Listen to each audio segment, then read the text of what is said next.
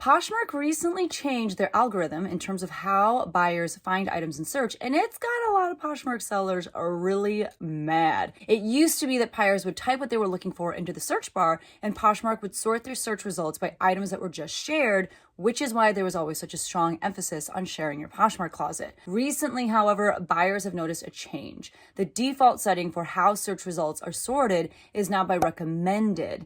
The problem with this is that Poshmark has not come out with any sort of guidance as to what kind of listings are being recommended. How do you get your listings recommended? We don't know. What users are finding, however, is that many of the listings being recommended have short SEO weak listing titles, and some of the listings are much older and they come from unresponsive sellers.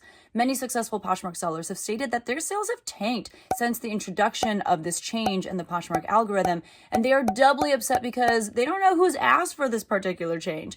Let me know how you feel.